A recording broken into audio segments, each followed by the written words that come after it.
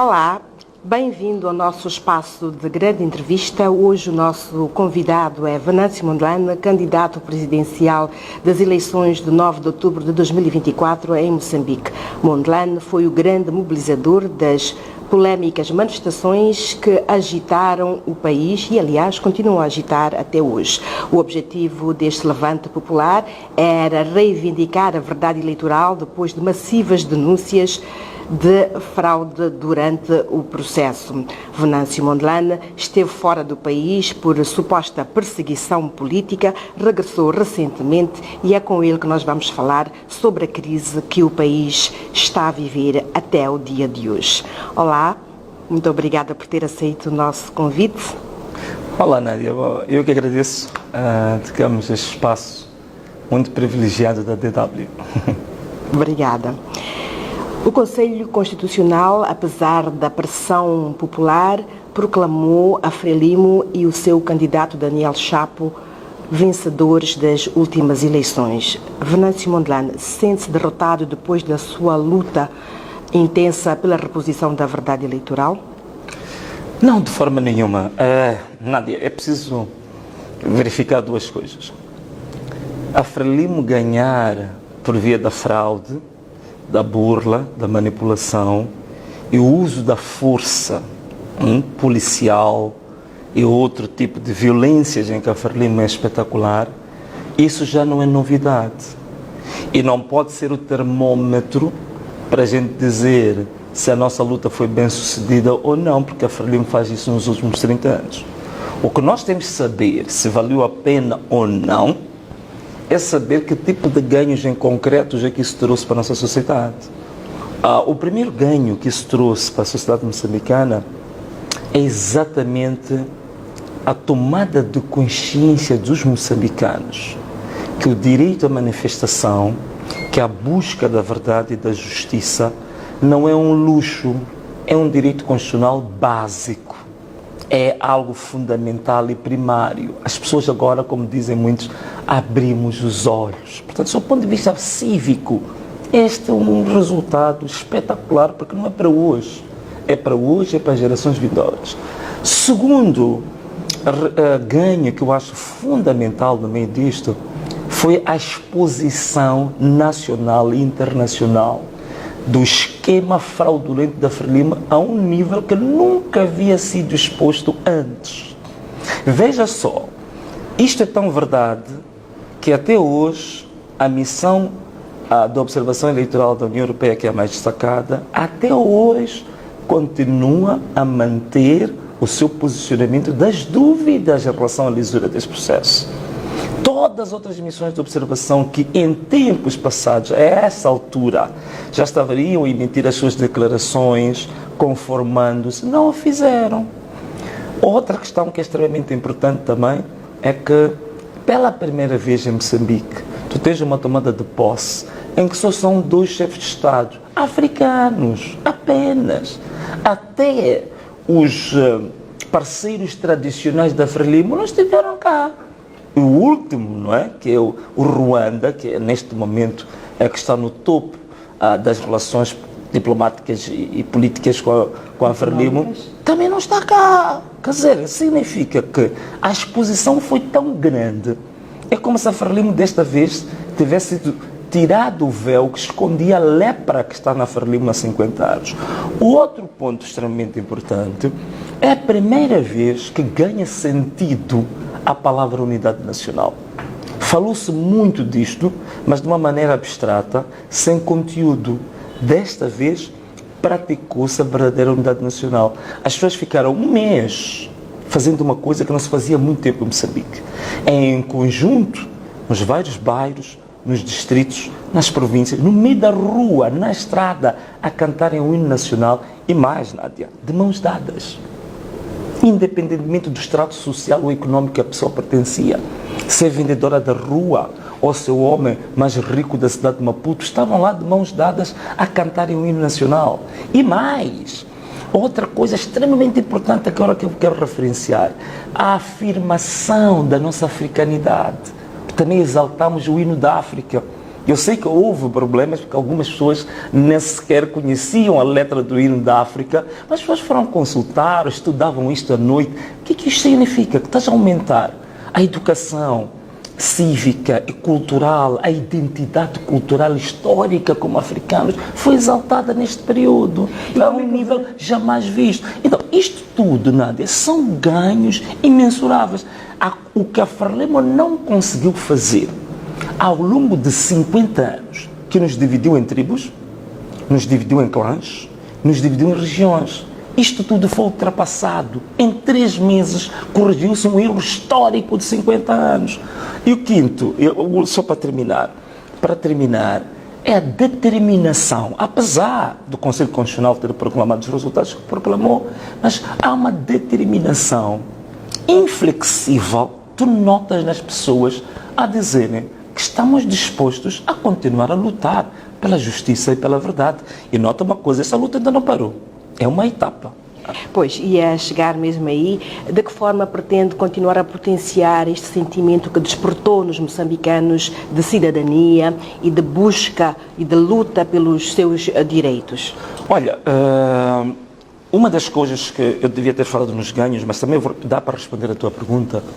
Uma das questões importantes que nós vamos continuar a fazer é continuar a despertar as pessoas para os seus direitos. Um dos assuntos, só para não dizer que estou a falar assim de forma abstrata, não sei o quê, vou dar um exemplo muito claro daquilo que estamos a fazer e vamos continuar a fazer. É a relação entre as comunidades e o grande capital internacional. A indústria extrativa, sobretudo, das minas, dos ouros, petróleos, por aí fora. Hoje, há aquilo que chama-se ADLs, são chamados Acordos de Desenvolvimento Local. Já começam algumas comunidades a fazer contratos e acordos diretos com essas empresas. Foi o que aconteceu recentemente com a Sasol? Foi o que aconteceu recentemente com a Sasol em Açoro. É o que está neste momento a ser programado em Tupuito, em Nampula, Moma. Isto sinaliza a irrelevância do governo ou a não atuação do governo, portanto, na defesa dos interesses dos cidadãos. Sim, quer dizer, isto é constitucional. Há quem está a dizer que não, isto é contra a lei. Não, não é contra a lei coisa nenhuma. A Constituição da República, ela prevê situações em que as autoridades de direito, ou as autoridades oficiais, quando elas não respondem às necessidades, às expectativas e o clamor do povo, a própria Constituição já tem normas previstas para ação direta ou então normas previstas para outro tipo de alternativas fora dos canais oficiais. Está na Constituição da República, vários artigos falam sobre isso. É o que a população está a fazer.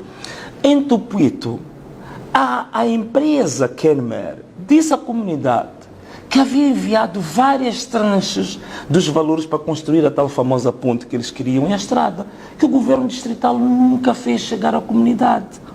E aí a própria empresa disse que não estamos disponíveis e abertos a negociar diretamente com as autoridades locais, não com as oficiais. Portanto, isto eu acho que reforça a cidadania, não é nenhuma ilegalidade, não é nenhuma rebelião, porque também não é feita de qualquer maneira.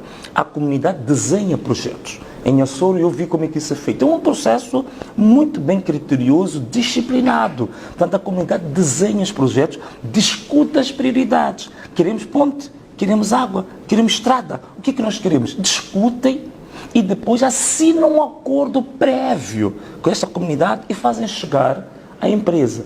Depois formam-se equipas mistas da empresa e da comunidade para monitorar a implementação. Portanto, isto é espetacular. Isto nunca foi visto em nenhuma parte da história de Moçambique, está a acontecer agora.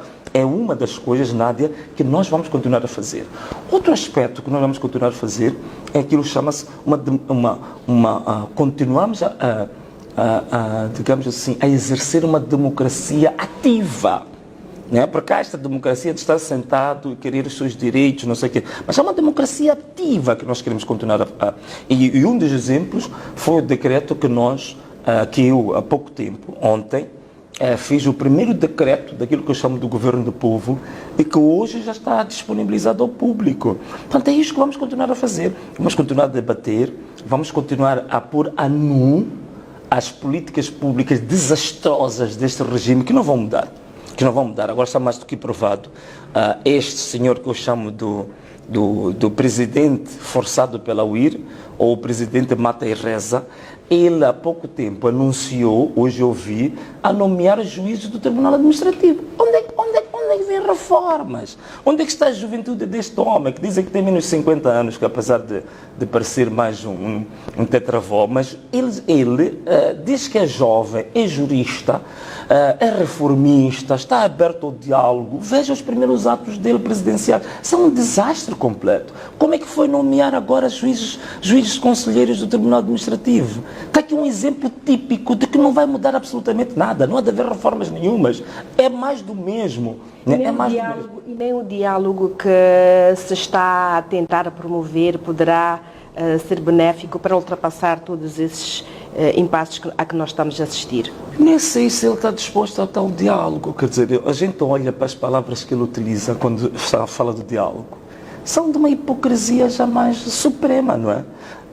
De que estamos sempre abertos ao diálogo, vamos ouvir a todos, porque tu notas, quer dizer, palavras que saem de uma boca cujo coração não acredita nas próprias palavras que pronuncia. Portanto, é aquele exemplo. Portanto, tu notas no semblante, na imagem, na linguagem corporal, que é tudo fachada, é um eufemismo só para a imprensa dizer que registou que ele está disposto ao diálogo, mas na essência tu notas ali uma arrogância de todo o tamanho e tu notas de fato como está vedado para o diálogo. Isso não resta dúvida. Está apenas tentando ganhando tempo, está tentando agora apenas ter domínio sobre as Forças Armadas e dos órgãos públicos. É a única coisa que ele está a tentar fazer. Já houve algum passo de aproximação entre o Venâncio e o Sr. Daniel Chapo? Em termos concretos, não. Até agora não houve. O que houve é que eu estou desde o dia 22 a fazer as minhas lives. E todas as minhas lives eu a falar que estou disponível ao diálogo. E não só. Eu levantava questões concretas que eu haveria de levar para a mesa do diálogo, para a mesa das negociações. E quais são as condições que impõem para um diálogo? Eu nunca escondi isso. São as mesmas desde o dia 24 e, na verdade, boa parte delas estão neste decreto que eu lancei há pouco tempo, que voltar a dizer-te agora, assim, muito rapidamente. A primeira, para mim, a mais importante é eliminar por completo a violência policial sobre o povo. Isto é preciso acabar. Nós estamos num genocídio silencioso. Se isto acontecesse na Europa, podes ter certeza, Nádia, que o Parlamento Europeu parava com todas as atividades para discutir o tipo de genocídio que está a acontecer em Moçambique. Estamos com 400 pessoas assassinadas pela polícia. Estamos com quase 5.000 pessoas detidas injustamente, sem processo, sem nada. Estamos com mais de 2.000 pessoas deficientes de forma temporária, outras de forma definitiva, por causa da violência policial desproporcional. Parava tudo na Europa para se discutir isto. Então, primeira medida, eliminar, encerrar, cancelar por completo a violência policial desproporcional sobre o povo. Segunda medida, a libertação incondicional de todos que foram detidos no âmbito das manifestações que iniciaram no dia 21 de outubro. A terceira medida importante, assistência médica medicamentosa para todos aqueles que foram, digamos assim, afetados física e psicologicamente pela violência policial que lhes foi imposta. A outra é a indemnização, num valor não inferior a 200 mil meticais por cada família que teve um parente assassinado pela polícia. Outro ponto são medidas mais de âmbito econômico. Portanto, queríamos que houvesse uma linha de financiamento aprovada para a recuperação econômica relativamente às pequenas e médias empresas que foram afetadas durante as manifestações. A outra linha de financiamento que seria para startups, para os pequenos negócios de jovens e de mulheres para o futuro. Eu acho que estas são das mais importantes. Existem outros detalhes pequenos, mas isto é importante. A reativação do lanche escolar. Eu disse isto. Alguns acharam que é uma brincadeira, que não sei, mas é real isto. E em Moçambique já tivemos isto. Nos tempos que Moçambique era muito mais pobre em termos de recursos do que hoje, Moçambique já teve lanche escolar gratuito nas escolas. Então temos que reativar isso. Não faz sentido. Nós estamos a falar de carregamentos de gás. Neste momento, eu perdi as contas, estive a fazer as contas do ano passado, quando estávamos na campanha, mas nós estávamos a falar de mais ou menos do encaixe de quase 8 bilhões de dólares nos cofres do Estado por causa do gás natural liquefeito de Cabo Delgado. Não faz sentido nenhum. Como é que o país encaixou 8 bilhões de dólares de exportação de gás natural liquefeito e você não tem a distribuição disto pela população? Você tem crianças que estão nas escolas subnutridas. Atenção uma coisa, quando a gente fala de lanche escolar é porque Moçambique é um dos países que tem a maior taxa de desnutrição crônica no mundo. Então tu não podes ter recursos e tu olvidares esta parte fundamental da nutrição, que é das mais graves do mundo que tu tens. Portanto, não é um capricho, não é nenhum populismo. Preciso reintroduzir o lanche escolar para as crianças na escola. Portanto, isto aqui são questões básicas. Aí vai valer a pena as pessoas dizerem assim, olha, estivemos na rua, fomos baleados, fomos maltratados, morreram os nossos irmãos. Mas com estas medidas, são medidas paliativas. E o povo vai entender que, olha, pela primeira vez se pensou em nós. Porque todos os acordos políticos depois das crises pós-eleitorais em Moçambique são sempre acordos de políticos para políticos. Ou distribuem os lugares no Parlamento, ou distribuem os lugares nos órgãos colegiais, como o Conselho de Estado, tantos outros por aí fora, arranjam lugares em empresas públicas, em empresas privadas participadas pelo Estado, distribuem-se os lugares e arranjam um acordo à volta disso, e depois o povo normalmente nunca beneficiou de nenhum acordo entre políticos nas crises pós-eleitorais desde 1994 até hoje.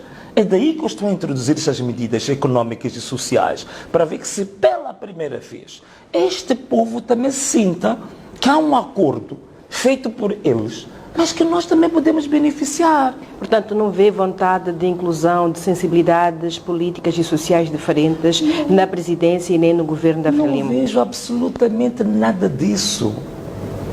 Vai ser mais de uma arrogante, como se disse ao longo dos últimos anos. A Frelimo continua arrogante e não sei se ela vai deixar de ser. Eu não sei se ela vai deixar de ser. Não tirou nenhuma lição dos Não tirou absolutamente nenhuma. Ficou mais radicalizada, ficou mais violenta e ficou louca. Quer dizer, é uma violência ao nível esquizofrénico. Porque hoje já estão a fazer até raptos nas casas das pessoas e executar as pessoas nas matas. Então é a concretização da revanche que muitos suspeitavam que iria acontecer após as eleições e os protestos? Sim, quer dizer, essa previsão foi bem feita, porque felizmente, as pessoas realmente conhecem muito bem a Frelimo. A Frelimo é uma organização, como bem dizia Elísio Macamo, que hoje está com outro tipo de ideias, dizer que a Frelimo tem todos os ingredientes de uma organização criminosa. Quer dizer, não restam dúvidas quanto a isso. Como é que agem as organizações criminosas quando são questionadas? Reagem com violência. E violência cada vez mais acrescida. Aquilo posso chamar da violência geométrica. Isto é, quanto mais tu clamas pelos teus direitos, o nível de violência das organizações criminosas também cresce na mesma proporção. Quanto mais tu clamas pelo direito, mais aumenta a violência sobre ti próprio. Portanto, não era de esperar outra coisa. Não era de esperar outra coisa. E veja só, como é que é possível? Como é que é possível? Em 3 meses, as armas da polícia terem morto muito mais do que matou a Covid. As pessoas morreram mais com balas da UIR do que com Covid. Em 3 meses, tu tens um nível de violência, de mortes, em termos proporcionais, maiores do que tu tiveste nos 16 anos de guerra em Moçambique. Não é verdade?